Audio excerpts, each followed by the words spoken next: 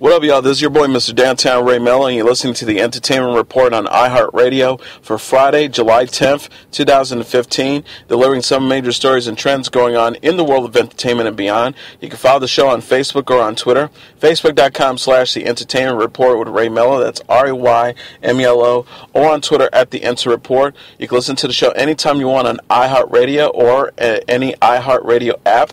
Just go to iHeart.com, search for the Entertainment Report, and it'll take you to the page. A high-profile Latino group is calling on more companies to boycott Donald Trump over his controversial comments about Mexican immigrants. During the discussion with NBC Entertainment Chairman Bob Greenblatt, president of the National Hispanic Media Coalition, Alex Nogales, thanked Greenblatt for NBC's decision to end its relationship with Trump. He also said the PGA of America's decision to change the location of one of its terminus from a Trump-owned course was a first good step. But Nogales suggested more companies need to cut ties with Trump, who has doubled on his comments about illegal Mexican immigrants in various TV interviews. Among Trump's statements, he said during his presidential announcement last month, they're bringing drugs, they're bringing crime, they're rapists. Nogales said the Latino community has finally come to a maturation tipping point. We're not going to take it anymore, and we don't have to. In an attempt to get more court documents unsealed from her client, Andrea Constant's previous settled 2006 case against comedian Bill Cosby, attorney Dolores Triani raised the idea that Cosby potentially suffers from a sexual disorder. Triani wrote in a motion this week, although some of the women engaged in consensual relations with Cosby, their accounts substantiated defendants' alleged predilection of somnophilia. Dr. Michael First defined the condition as being aroused by the idea of having sex with someone sleeping, telling the New York Post pleasure comes from the perpetrator whether actual sexual contact occurs or not. Constant's attorney argues Cosby's comments over the year, making his right to privacy null and void. Triani wrote in asking a judge to unseal more court documents. The release of these documents will assist other women who have been victimized and bring awareness to the fact that sexual assault is not just committed with a gun or knife, but is also committed by mentors who engage in exploitative behaviors. Triani wrote in asking a judge to unseal more court documents. In a related story, actor, director, and producer Judd Apatow has made no secret of his disgust for Bill Cosby, and on Thursday he took to Twitter to criticize Whoopi Goldberg's support of the disgraced comedian. The director-producer tweeted, "I think Whoopi Goldberg is trying to be a loyal friend. It is sad that Bill Cosby is so sick that he puts his friends in that position." Apatow went on to ask, he admitted to giving these quaaludes to women to get them to have sex, so what are you defending? The 40-year-old virgin and trainwreck filmmaker was reacting to Goldberg's decisions to stand by her longtime friend in the wake of mounting accusations and a damning 2005 deposition released Monday in which Cosby admitted to have acquired quaaludes to give young women he intended to have sex with. Cosby also testified that he had obtained 7 prescriptions for the sedative. On Wednesday, The View's host loudly voiced her outrage over what she suggested is the public assumption that Cosby is guilty of sexually assaulting and raping nearly 40 women. She said no one has convicted him. He has not been arrested. And the bottom line is that's the law. Innocent until proven guilty. In his response to Goldberg's comments, Apatow said, "It is said that he betrayed his community and it has soiled his achievements. But he did it, not the press. 7 prescriptions." The filmmaker reminded his 1.23 million Twitter followers, "It is wise to be careful, but at some point we need to support the survivors of his violence." Earlier this week, Apatow slammed Cosby via Twitter following the release of the court documents from a 2005 sexual assault lawsuit. He then gave a statement to Esquire calling on Cosby's wife Camille Cosby and his former Cosby Show co-star Felicia Rashad to publicly support the comedian's accusers. Maria Menounos will be named to a lead role on E! News, filling the pivotal slot vacated by longtime anchor Juliana Rancic. Several individuals with knowledge of the situation told the Wrap. And it is a sudden announcement of Rancine's departure gave viewers whiplash. It may be because of the behind-the-scenes drama at the entertainment program is closer to an auto collision than simple housekeeping.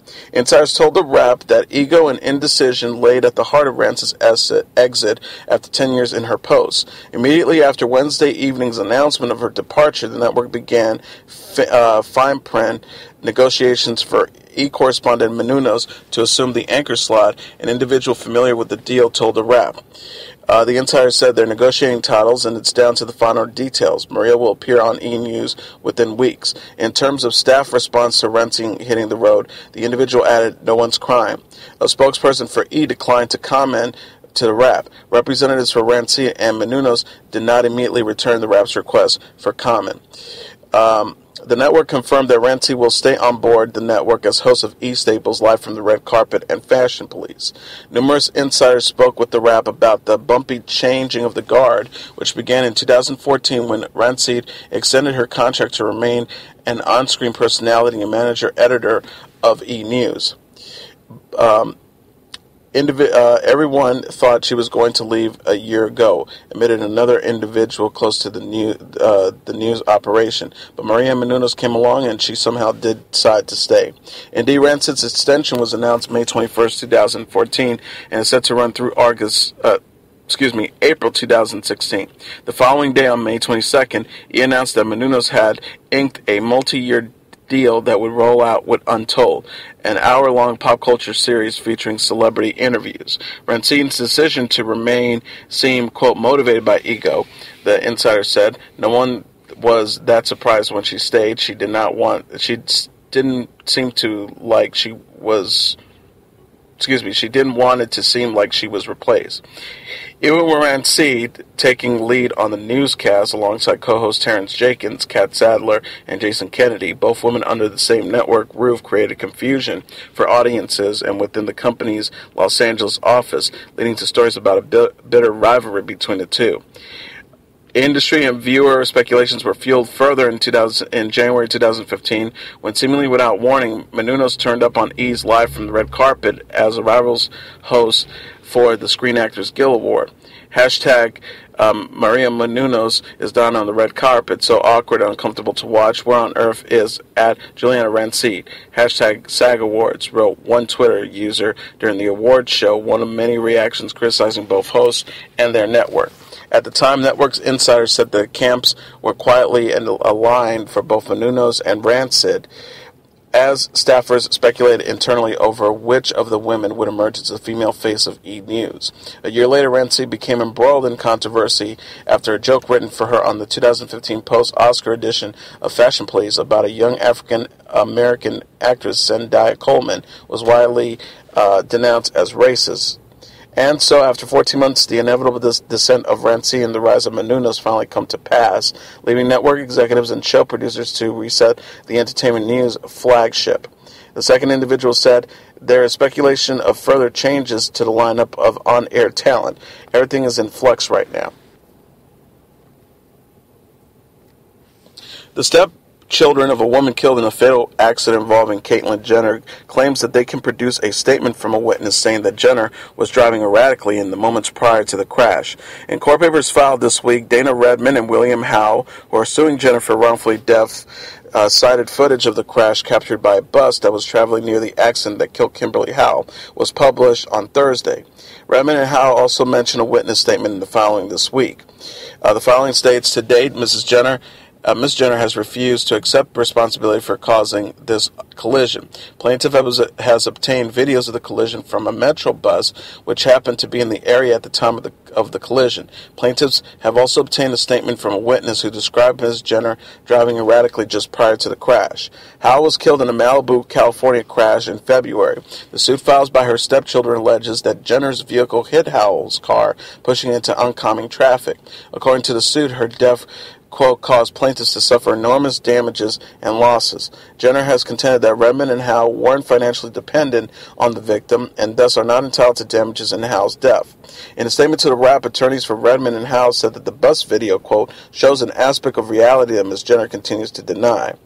The statement reads, "This video shows an aspect of reality that Ms. Jenner continues to deny. Our clients are moving forward with the lawsuit to give a voice to Kim Howell, who was killed as a result of Ms. Jenner's actions. Ms. Jenner has filed to appeal for her notice deposition, so we are surprised to hear that she intends to cooperate in every way possible with this investigation. We encourage Ms. Jenner to be that role model that she seeks to be.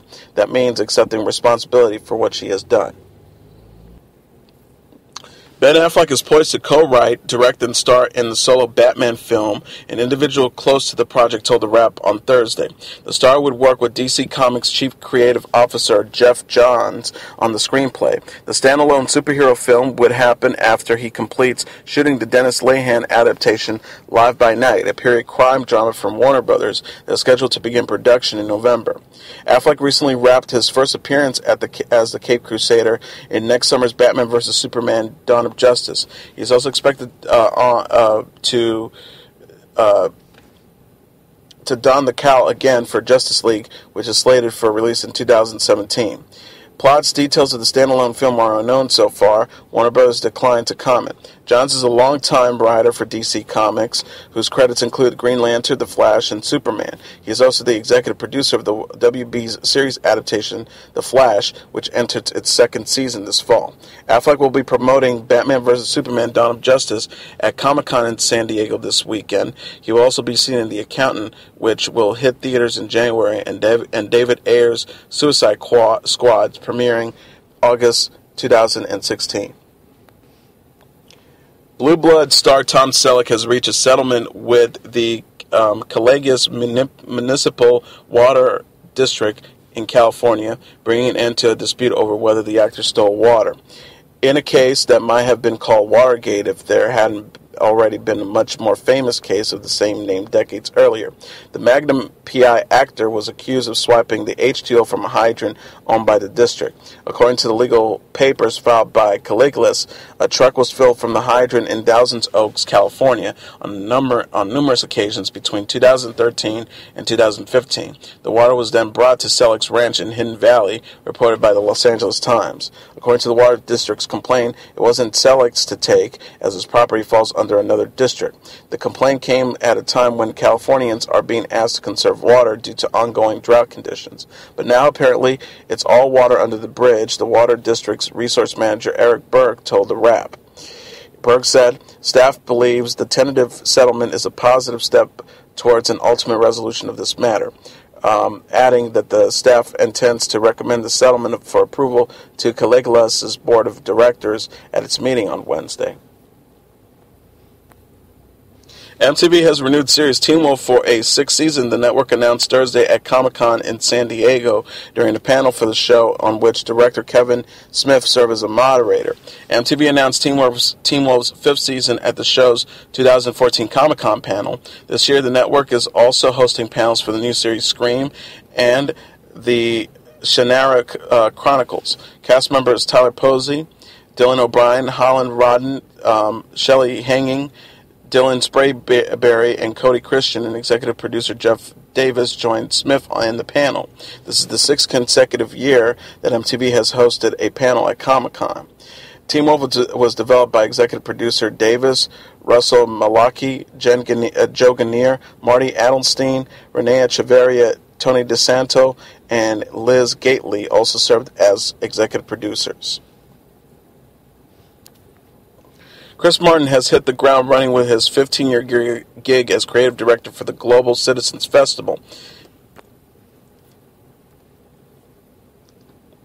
Fresh from his visit to India with the Global Poverty Project, where he played a surprise gig last week, Martin and his band Coldplay have been confirmed as one of the 4 headliners for the 2015 Global Citizens Festival from New York's Great Lawn in Central Park on September 26. Beyonce, Ed Sheeran, and Pearl Jam will also perform at the festival.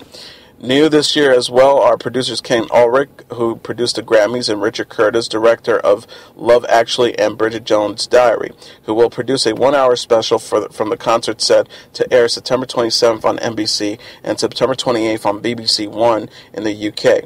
Other media partners include second-year partners MSNBC, live streaming host YouTube. The full concert will be streamed at youtube.com Global Citizen, sponsored by T-Mobile. iHeartRadio, an audio live stream will be broadcast on iHeartRadio.com, and Tidal, which will also stream the audio of the concert on Tidal.com as well as the Tidal app. Free tickets to the festival are available beginning Thursday at GlobalCitizensFestival.com, where fans can enter to earn admission by pledging to take an action journey, which includes making phone calls, volunteering, or participating in another effort to encourage the U.S. State Department to dedicate 50% of its foreign aid budget to the world's poorest countries. Additional select VIP tickets will be available for purchase to the general public via Ticketmasters starting at 10 a.m. Friday.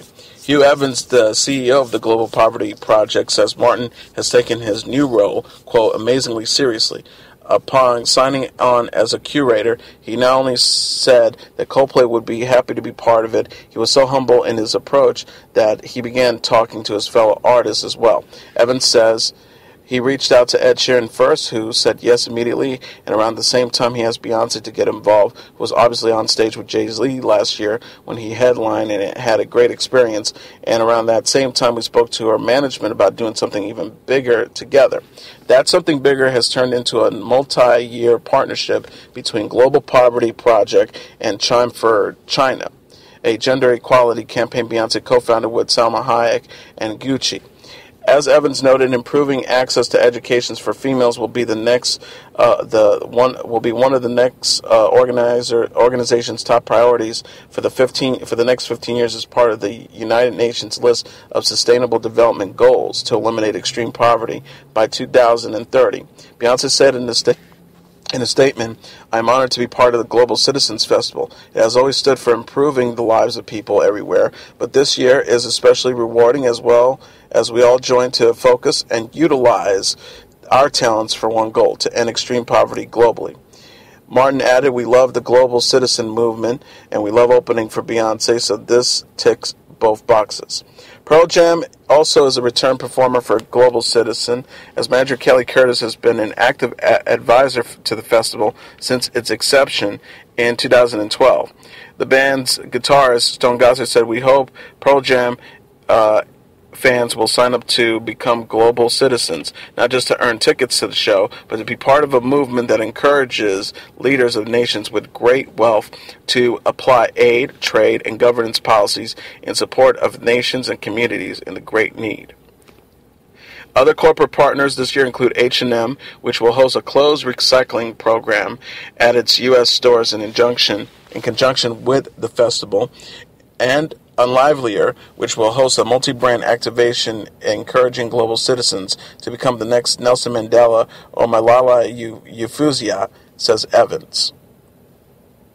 The 2014 Global Citizens Festival featured performances from Jay-Z featuring Beyonce, No Doubt featuring Sting, Carrie Underwood, Fun, Alicia Keys, The Roots, and Testio, with appearances from host Hugh Jackman, actors Diana Agron and Zachary Quinto, model Erin Heatherton, foreign leaders like Queen Sylvia of Sweden, India Prime Minister Narendra Modi, Norway's Prime Minister Erna Solberg, and via video, President Obama. Country legend Willie Nelson is the latest recipient of the Library of Congress Gershwin Prize for Popular Song. The Gershwin Prize recognizes as a living music artist's lifetime achievement in promoting song to enhance cultural understanding, entertaining, and informing audiences and inspiring new generations. The singer-songwriter and guitarist will be honored in Washington in November. Previous recipients include Paul Simon, Stevie Wonder, Paul McCartney, songwriting duo Burt Bacharach and the late Hal David, Carole King, and Billy Joel. Library of Congress James Billington said Thursday in a statement, Willie Nelson is a music explorer, redrawing the boundaries of country music through his career. A master communicator, the sincerity and universally appealing message of his lyrics placed him in a category of his own while still remaining grounded in his country music roots. Like America itself, he has absorbed and assimilated diverse stylistic influences into his stories and songs. He has helped make country music one of the most universally beloved forms of American artistic expression. The founder of Farm Aid, the Texas native, has more than 200 recordings, with albums including Shotgun Willie, Red-Headed Stranger, and Stardust, and he has written such country music standards as Crazy, Hello Walls, and Funny How Time Slips Away. In June, Nelson, who is 82, released Yango and Jimmy, a collaboration with Merle Haggard that debuted at number 1 on the Billboard Country Album charts and number 7 on the Billboard 200 Best-Selling Albums chart. Nelson, who was headed to Los Angeles with the July 18th stop at the Greek Theater, said, "It is an honor to be the next recipient of the Gershwin Prize. I appreciate it greatly." And now let's look back at what happened on this day in entertainment history. On this date in 1995, Hugh Grant appeared on late night television, The Tonight Show, starring Jay Leno, less than 2 weeks after being arrested with a Hollywood prostitute. Jay Leno famously asked the English actor, "What the hell were you thinking?" Grant, who shot to stardom with the 1994 hit British film Four Weddings and a Funeral, was arrested on June 27, 1995 in the parked car near Sunset Boulevard with a prostitute named Divine Brown and charged with lewd conduct in a public place. At the time of his arrest, Grant, then 34 years old, was already scheduled to appear on The Tonight Show to promote 9 Months, his first major Hollywood movie. The actor kept his agreement and went on the program, speaking publicly about the incident for the first time. Leno asked him, "What the hell were you thinking?" to which Grant simply responded, "I did a bad thing." The show garnered huge ratings, enabling Leno to beat his late-night talk show rival David Letterman, and Grant was appraised for apologizing for his behavior, in contrast to other scandal-plagued celebrities who went into seclusion or blamed their mistakes on others. Grant pled no contest to the charges against him, paid a fine, and received probation. Although the arrest surprised many fans of the actor, who was known for his charm and wit, his career did not seem to suffer in the end, and he went on to star in a number of films, most often romantic comedies, including Notting Hill in 1999, Bridget Jones' Diary in 2001, About a Boy 2002, Love Actually 2003, and Music and Lyrics in 2007. Though Grant's long-term girlfriend, the English model and actress Elizabeth Hurley, stuck by him during the scandal, the couple announced their separation in 2000 after being together for 13 years. And that was your entertainment report for Friday, July 10th, 2015. I'm your host, Mr. Downtown Ray Melo. I'll be back on Monday to deliver some of the major stories and trends going on in the world of entertainment and beyond. You can follow the show on Facebook or on Twitter, facebook.com/The Entertainment Report with Ray Melo. That's RAYMELO, or on Twitter at The Enter Report. You can listen to this episode or any previous episodes of The Entertainment Report on iHeartRadio or any iHeart app. Just go to iHeart.com, search for The Entertainment Report, and it'll take you to the page. Everyone have a fantastic weekend. Good night, and God bless you all.